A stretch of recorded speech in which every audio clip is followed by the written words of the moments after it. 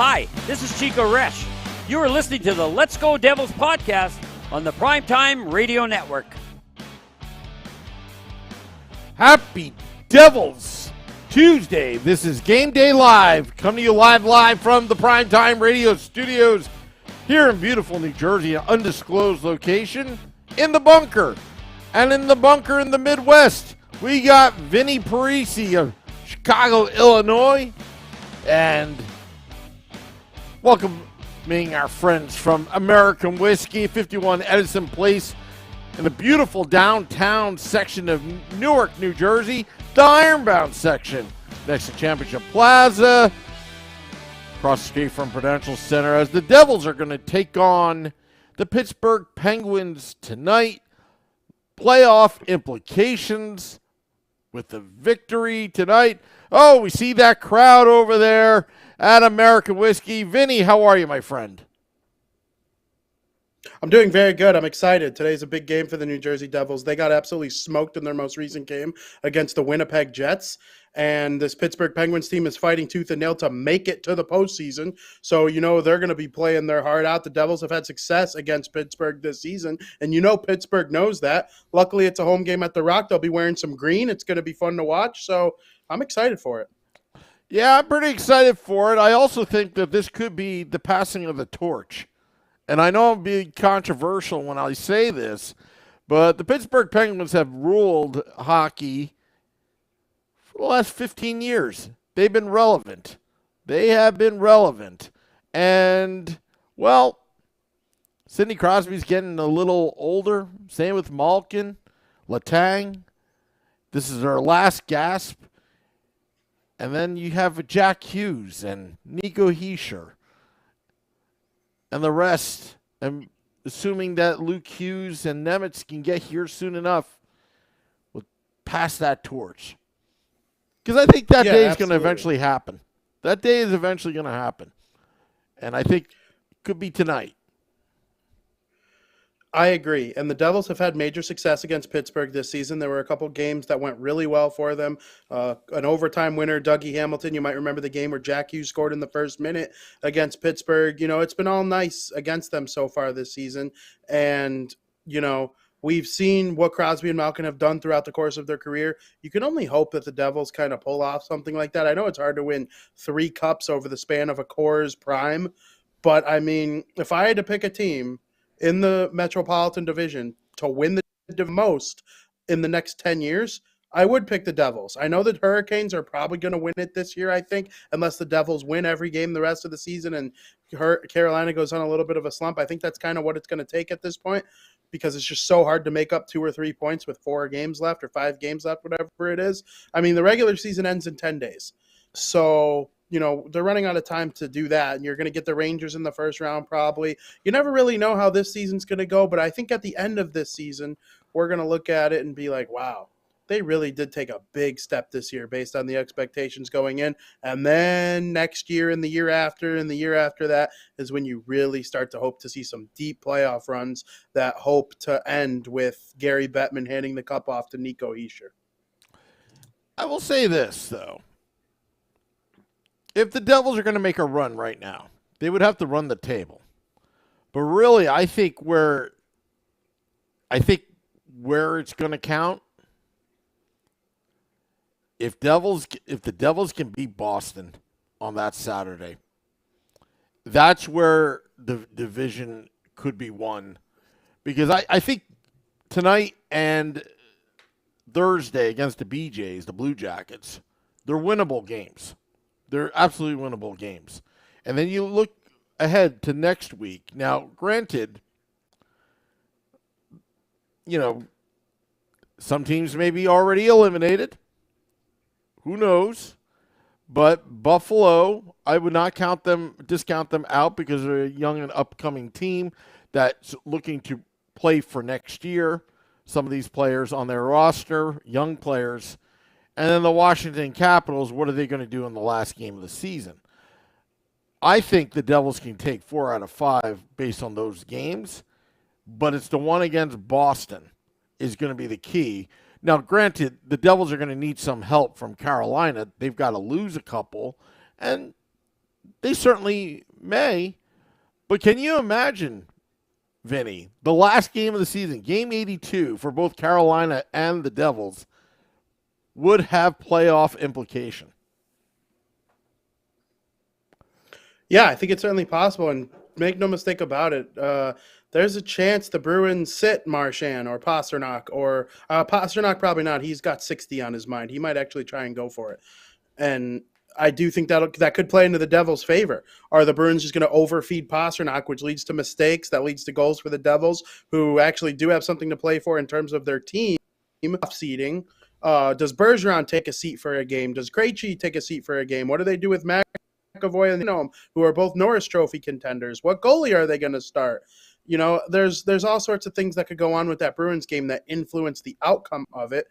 But I do believe that the Devils need to win probably 4 of their last 5. I think I'm kind of in agreement with you on that. That Buffalo game, to me, is a little bit scary because we've seen how Buffalo plays some of the top teams in the Eastern Conference. And now that they got this Levi kid from Northeastern, who's just been an absolute menace in net so far, and he beat the New York Rangers in his NHL debut, I think that's a tough game. So, yeah, and then that Washington game. You never know if Luke Hughes is playing in those 2 games, though, against the Buffalo Sabres and Washington Capitals, the final 2 games of the season. That's very possible with the Frozen Four starting on Thursday and then April the National 6th. Championship on Saturday.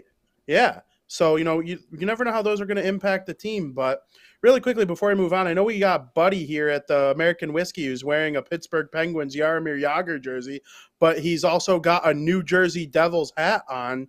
That's crazy talk. Who are you rooting for, buddy? Like, are you rooting for the Penguins or are you rooting for the Devils? I don't know. I should text Peyton because I don't think we're on the loudspeaker right now. But I should text Peyton. Yeah, text Peyton. I want to know who the H that guy is rooting for. Are you rooting for the Devils or are you rooting for the Penguins? He's not looking up at the screen right as I do that. Because it seems to me like he was flaunting his Devils hat, and obviously Jagr played for the Devils, so some people like to wear former players' teams jersey or hat. Who are you rooting for, guy? They're not looking. The Devils hat is cool though. I will say that. Yeah. Yeah, see if we could get Peyton's attention. Hopefully she's has her phone near her because I would be pointing at the phone. Peyton. Anyway. Yeah. I don't recognize any of those guys, so it's not like I have no idea. But that's interesting. That's an interesting combo there. Yeah, I had a lot of people asking me if I was going to be at American Whiskey tonight. And, folks, my next appearance at American Whiskey is probably the last game of the season for Devils After Dark. So won't be there for Game Day Live till the playoffs because we're all gearing up for the playoffs. And also, April 13th, we'll be at Stagehouse Tavern, Route 22 eastbound side in Mountainside, New Jersey, where Arlette is throwing a viewing party. And also, she's going to be entertaining with music because last time we were there, it was fun. So we're looking to do something cool over there. But we'll start promoting that out starting tomorrow. hopefully a lot of Devils fans show up because it's the last game of the season, regular season, and hopefully it'll be interesting. You know, could you imagine if that was like win and you're in first place? Yeah, I can imagine that actually, and I think there's a chance that happens. I haven't looked too far ahead at Carolina's schedule. I obviously know the rest of the Devils' schedule. You got Pittsburgh tonight, Columbus on Thursday, Boston on Saturday, Buffalo, then Washington. That's the end of the season for the Devils.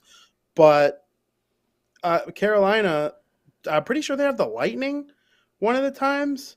Yeah. And I'm not sure if they play the Leafs one more time or the Rangers, but it's so great to be a part of a race like this that it's almost like however it ends is how it ends. I'm just excited. It's one of those things like I'm just so happy to be here that, you know, I never in a million years thought the Devils season would go like this. And there are people who respond to tweets I have like that say, oh, expectations change by December. The expectations have changed. We're not just happy to be here. I'm like, no. My expectations, yeah, they've changed, but at the same time, like, this team has grown so much, and it's been so much more fun than I expected going into the season. Sam, we were down on the team last year, man. It was tough. Yeah. It was like there's no light at the end of the tunnel. Oh, Peyton must have seen your text. She's talking to him about it. Oh, okay. All right. Did she turn on the loudspeaker? I'm not sure. All right. So he's rooting for the Devils. He's rooting for the Devils. Devil. Are you rooting for the Devils? Yeah. Are you rooting for the Devils? Jersey. Now she's showing my text. So he is rooting for the Devils. He is rooting for the Devils. All right. Yager. Oh, okay. That's all hilarious. right. Well, that's good. You see, we're having a little fun here at Game Day Live. See, you know, I don't have to go to the bar all the time. By the way, American whiskey. Hats off to you folks. I eat there all the time, and you saw my tweet earlier yesterday, right, Vinnie? I don't even know how that happened. Vinnie. I've never had both my cholesterol and triglycerides under 200 at the same time. That's very funny. And that's the only change in my diet is American whiskey and Quick Check. That's it. I get the Quick Check subs. Yeah, I know.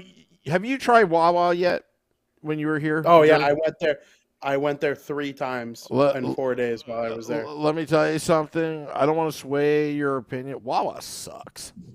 I've never liked Wawa. I've always felt that every Wawa I've been to has been so disgustingly dirty. I don't know. Maybe it's just the Wawas I go to. Really? Yeah, the bathrooms are horrid. I was taken back by how clean the one I was at. Maybe you got to try. It was in Denville. You know, I have family there. That's where the Wawa we went, and it was like immaculate there.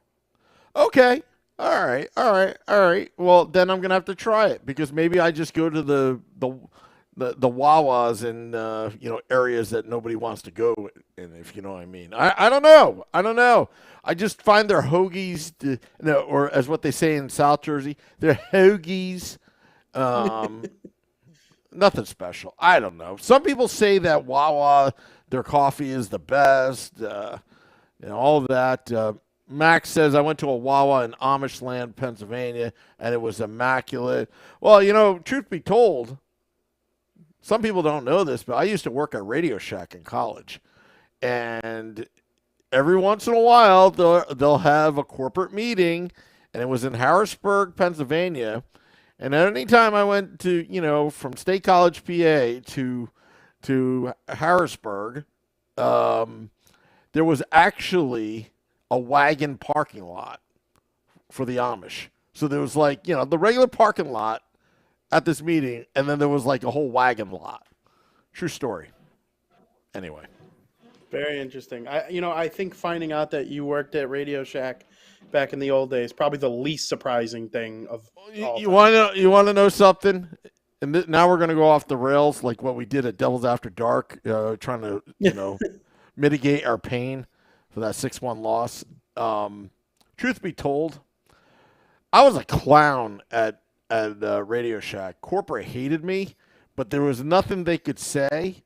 And I could do a whole podcast series how I like the things I used to pull at Radio Shack back in the day. Remember those flyers that we would always ask for your address? Do you remember that? I don't, but I can understand what you're saying.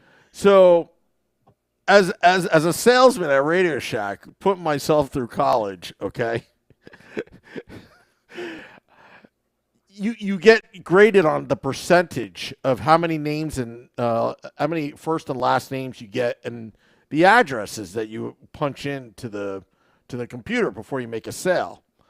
So you know what I used to do? I used to take people's names or fake names, and I used to send it back to corporate office down in Texas, the Tandy Corporation's office, and I got credit for getting the. So they must have gotten like 10,000 flyers being sent back to their own office, just so I can get a higher percentage. That's funny. And I was always at 100%. That's hilarious. And I used to get like a trophy for the quarter for having the highest percentage of names and addresses.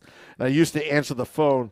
You've got questions, we've got answers, and and I used to lead the salespeople in Pennsylvania in battery sales because there was a senior housing facility next to our Radio Shack.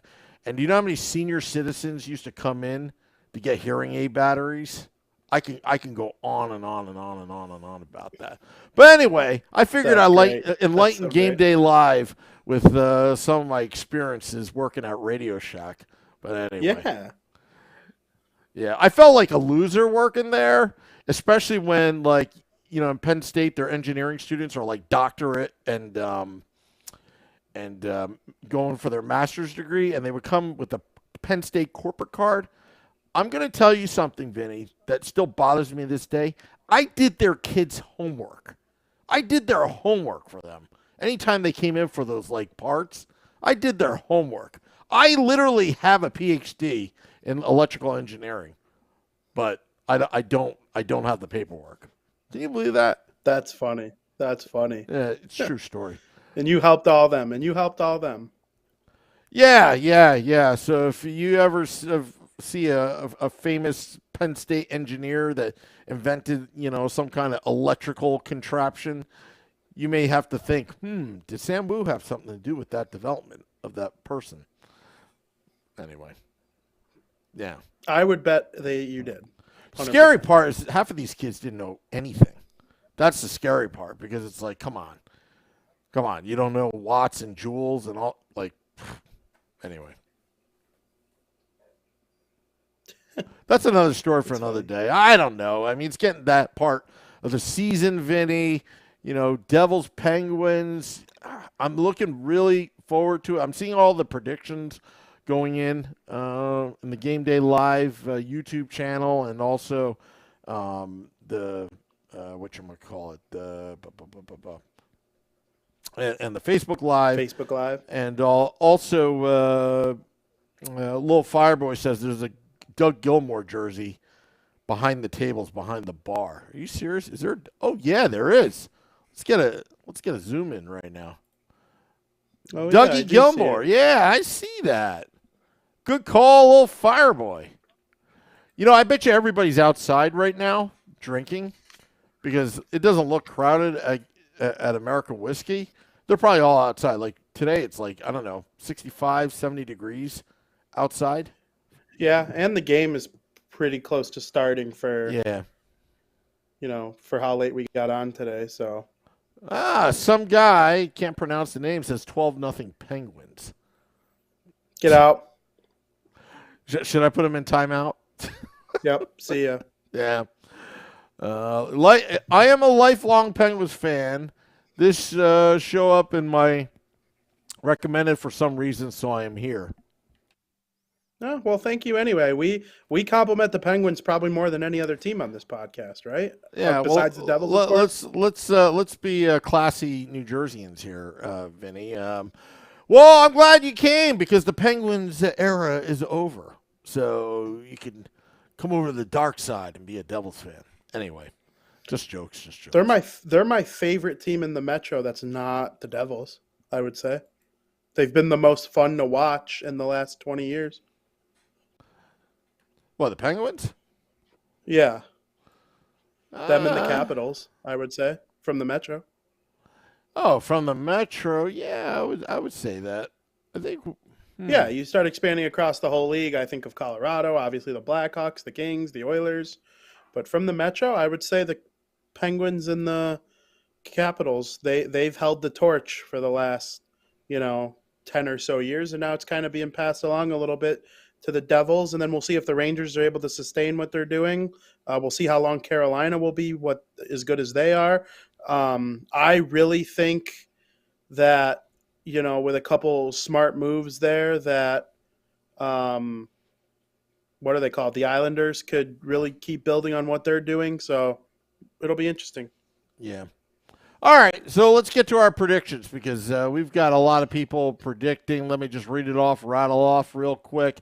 3-2 Devils says Joe Laneham. N2 Sky Dancer says 4-0 New Jersey. Tell Sydney it was us. Max says 5-2 Devils. Selected Boy says 4-2 Devils. Steve Engel says 5-3 Devils. Max says 4-3 Devils. So I guess he's changing his mind. Anyway. Shane Van Sickle, 7-0 Devils. Felix says 4-0 Devils.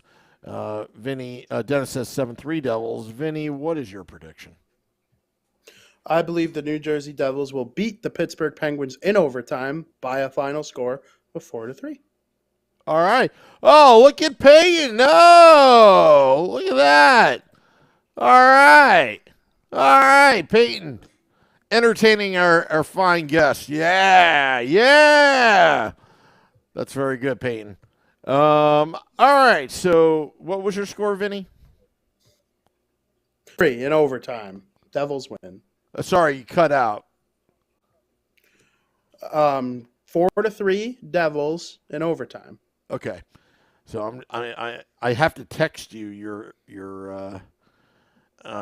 score because I usually forget by the time we get to Devils After Dark, and I'm like, huh?